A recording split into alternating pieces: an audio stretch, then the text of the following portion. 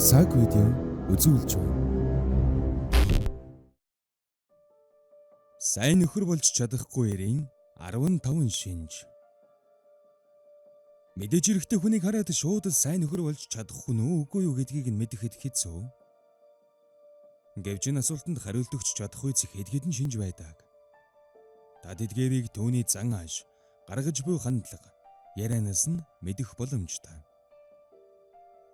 Бид танд ямар ирхэн сайн нөхөр болж чадахгүй талаарх мэдээллийг хүргэж байна. 15. Эмэгтэй хүнийг шугалсан ярианд баясаж инээдэг. Эмэгтэй хүнийг хүндэлдэггүй ирхэн сайн нөхөр байх нь юу л бол? Эрэгтэй хүний ямар төрлийн наргианд инээж байгааг нь анзаарч, эмэгтэй хүнд хэр хүндэтгэлтэй ханддгийг мэдэж болдог гинэ. Мөн хэрвээ та түүнээс эмэгтэй хүнийг чин сэтгэлээс хүндэлдэг эсхийг нь асуухад, таны өдөөс тоглоом шоглоом хийж байвал магадгүй тэр сайн нөхөр болж чадахгүй.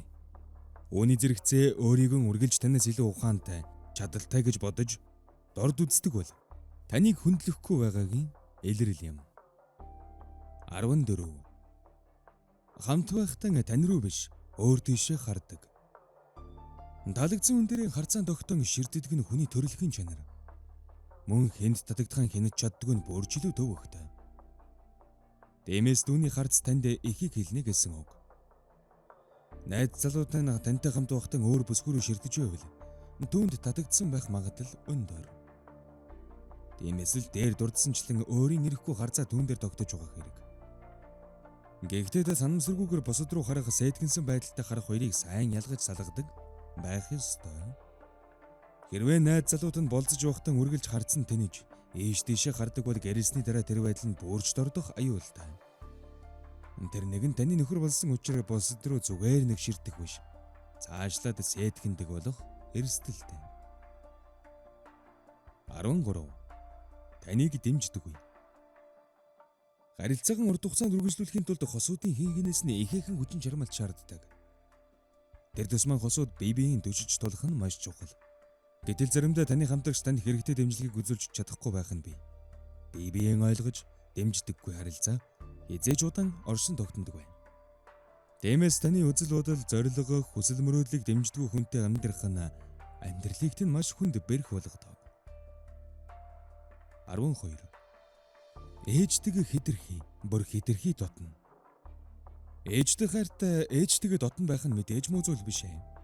Гэхдээ хэтэрхий дотно ээжээс хамааралтай байх нь муу нөхөр болох нэг шалтгаан болдог байна.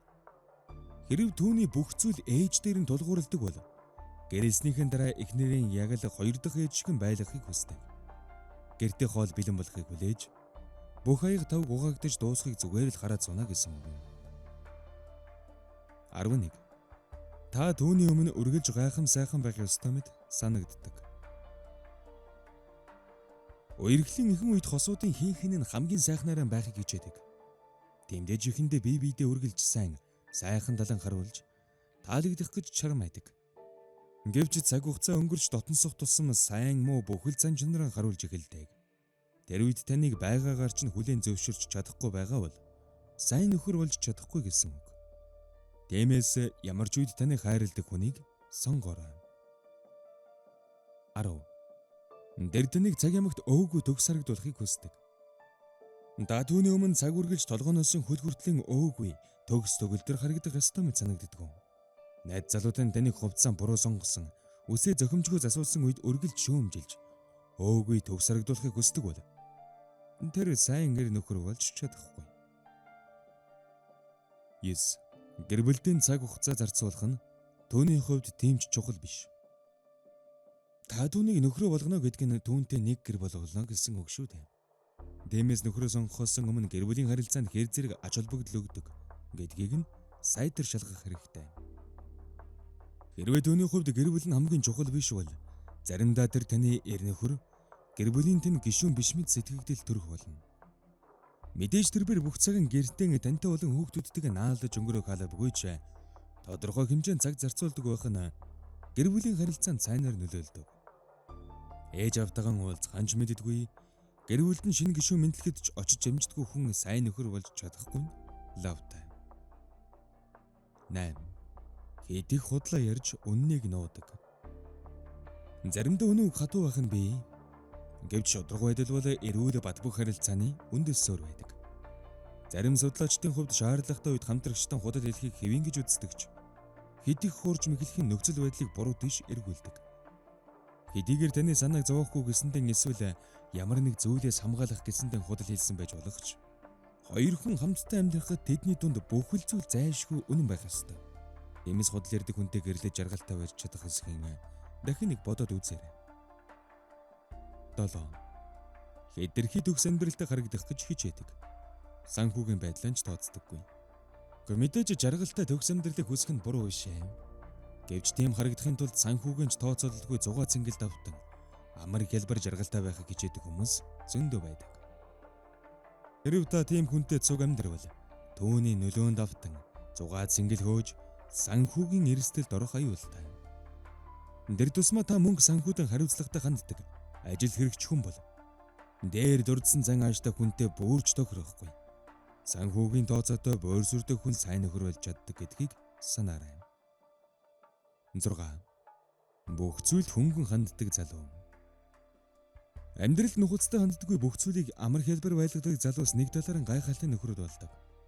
Гэвч энэ байдал нь хэрээс хитэрч ямар ч зориг тэмүүлэлгүй амбицгүй зүгээр л нэг амар тайван жаргалтай хүн байгаад байвал бүх зүйл эсэргээрэн эргэнэ. Ажилдаа анхаардаггүй шөнжин наргаад өглөө нь ажилласаа хоцордог. Амралтын өдөр бүрийг унтаж өнгөрүүлдэг хүн сайн нөхөр болох нь юу л бол. 5. Ажилдаа бүх анхаарлаа төвлөрүүлсэн. Энэ төрлийн залуу бол төрөнд дүрдсэн яг эсрэг төрлийн хүн юм. Мөрөөдөлтөд хүрэхийн тулд хэд шаргуу ажилдаг. Яг л тантай биш ажилтайгаа гэрэлсэн мэт аашилдаг хүн. Гэр бүлийн хангалттай цаг сэтгэл хичээл зүтгэл гаргаж чаддаггүй. Тиймээс ажил амьдралдан адилхан анхаардаг хүнийг сонгох нь чухал. 4. Түүний зорилго танихаас тэсвэр. Хосуудын BBS тэсвэр байх байдал нь харилцааг маш сонирхолтой болгодог. Учир нь хүн өөрөөсөө өөр хүнд хүчтэй татагддаг ба тийм төрлийн хосууд нэг нэгнээс их зүйл сурдаг. Гэсэн ч хосууд зарим зүйл дээр адилхан ашиг сонирхолтой байж чадвал харилцаа нь эрүүл бөгөөд урд удаан үргэлжилдэг. Хосууд заавал ижил сонирхолтой байх албагүй ч амьдралын зорилго нь нийцтэй байх ёстой. Нөхрөнтэй мөрөөдөл хичнээн гайхалтай байлаач таныхаас тэсвэр бол асуудал үүсэх болно. Энэ нь хэдийгээр тэр бол муу нөхөр болно гэсэн үг биш ч таны хувьд таатай байхгүй л болов уу. 3. Түүний гэрлэлтийн талаарх ойлголт нь хэд хуучинсаг. Ихэнх тохиолдолд хосууд гэрлэлтийн талаар өөр ойлголттой байдаг. Тэгвэл өөртөө төгс тохирсон нөхөртөө болох алтан дүрэн бол гэрлэлтийн талаар өөртөөгөн ижил ойлголттой хүнийг олох явдал юм. Хэрвээ найз залуутай нь гэрлэлтийн талаар хэд хуучинсаг үзэлтэй бол энэ нь танд бүхнээ зориулахгүй л гэсэн үг. Учир нь эрт дээр үед гэрлэлтийг өмчийн харилцаа мэтээр ойлгодог байсан. Тухайлбал хуучинсаг үзэлтэй залуу гэрэлснийхээ дараа таныг эхнэрэн хамтрагчаан биш өөрийн өмчөн гэж үзэх магадaltaй гэсэн үг юм. 2. Тантай насан туршдаа хамт байж чадахгүй эрэгтэй. Орчин үед зарим гэрлэлт тийм ч удаан үргэлжлэхгүй байх нь элбэг болсон. Тиймээс шийдвэр гаргахын өмнө сайтар бодох хэрэгтэй. Хамгийн гол нь таныг сүүлчийн амьсгалан хураах хүртэл хажуудад нь байж чадхааргүй хүнтэй гэрлэж амьдралын зовлонд бүү унгаарай. 1. Хүнтэй гэрлэхийг хүсдэггүй эрэгтэй. Гэрлэлтийг таашаадаггүй эсэргүүцдэг хүмүүс их байдаг. Энэ төрлийн хүмүүс сайн нөхөр болж чадахгүй нь хиндэж ойлгомжтой. Учир нь хүчээр эсвэл сэтгэлийн дарамттай тантай гэрлсэн хүн өөрөө жаргалтай байж чадахгүй ба таныг ч жаргалтай байлгаж чадахгүй. Тиймээс тантай гэрлэлтийн талаар адил итгэл үнэмшилтэй үнэт зүйлтэй хүнийг сонгох нь хамгийн зөв сонголт байх болно.